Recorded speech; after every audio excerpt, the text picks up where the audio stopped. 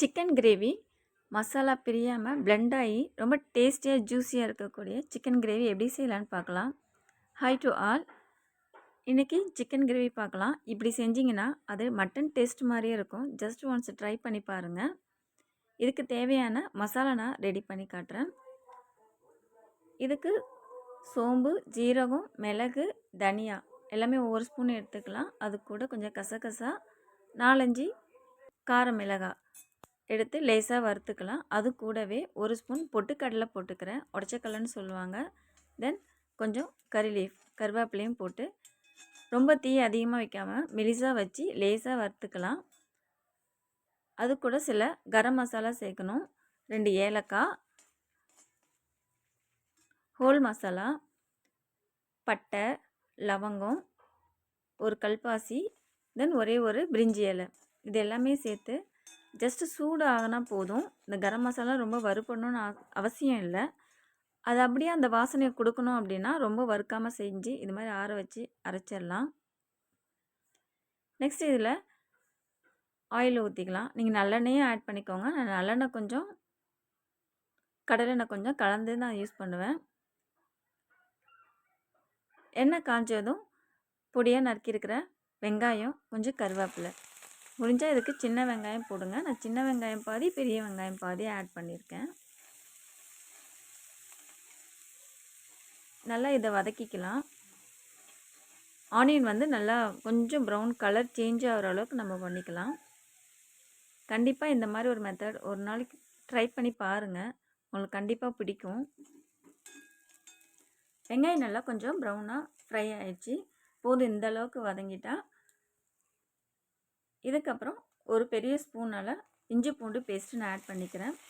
அதையும் நல்லா பச்சை வாசனை போகிற அளவுக்கு ஃப்ரை பண்ணிக்கிறேன்.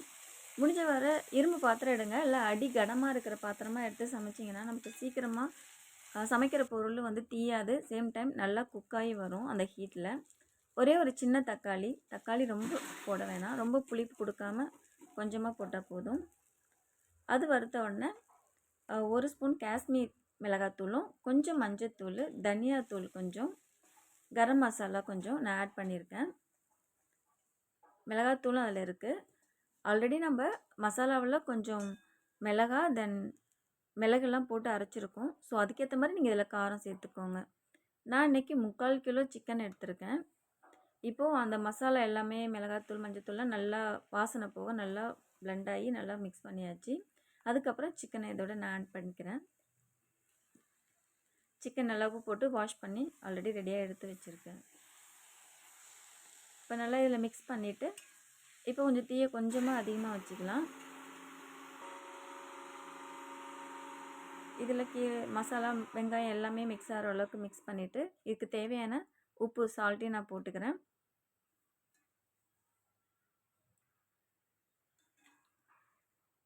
இப்போ இதில் இருக்கிற மசாலா, சிக்கன் எல்லாமே நல்லா பிளெண்ட் ஆகி சூப்பராக இருக்குது. இது மேக்ஸிமம் இப்போ ஒரு 20% குக் ஆகிடுச்சு. இதில் இப்போ தண்ணி வேணும். சிக்கனில் எடுத்தோடனே தண்ணி ஊற்ற வேணாம். சிக்கனில் இருக்கிற தண்ணியே வெளியில் வந்து அதுவே பாதி குக் ஆகிற அளவுக்கு விட்ட பிறகு தேவைன்னா நம்ம தண்ணி ஊற்றிக்கலாம். சில சிக்கன் ரொம்ப அதிகமாக தண்ணியில் ஊற வச்சுருந்தாங்கன்னா அதிகமாக வரும், சில சிக்கனில் கம்மியாக தான் இருக்கும். நம்ம பறைச்சி வச்ச மசாலாவை இதோட ஆட் பண்ணிக்கிறேன். கொஞ்சம் எடுத்து வச்சுருக்கேன், லாஸ்ட்டாக திரும்பவும் ஆட் பண்ணுவேன். ஜஸ்ட் மிக்ஸ் பண்ணிவிட்டு திரும்ப பேலன்ஸ் இருக்கிறத நம்ம மிக்ஸ் பண்ணிக்கலாம். இந்த மசாலா பார்த்திங்கன்னா செய்யும்போது இந்த மசாலாவும் சிக்கனும் பிரியாமல் ஒரே மாதிரி எடுக்கும்போது சிக்கன் மசாலாவோடு வரும். நம்ம சாப்பிட்றதுக்கு அவ்வளோ டேஸ்ட்டாக இருக்கும். சப்பாத்தி, ரைஸ் எல்லாத்துக்குமே இது செட் ஆகும். இட்லி எல்லாத்துக்குமே கண்டிப்பாக ஒன்ஸ் ட்ரை பண்ணி பாருங்கள். இப்போ மசாலா நல்லா இது பிளெண்ட் ஆகிடுச்சு. நல்லா மிக்ஸ் பண்ணதும் மீதி இருக்கிற மசாலாவையும் இதிலே போட்டு நல்லா மிக்ஸ் ஆனதும் திரும்பவும் அதிலே கொட்டி அதிலே மிக்ஸ் பண்ணிடலாம்.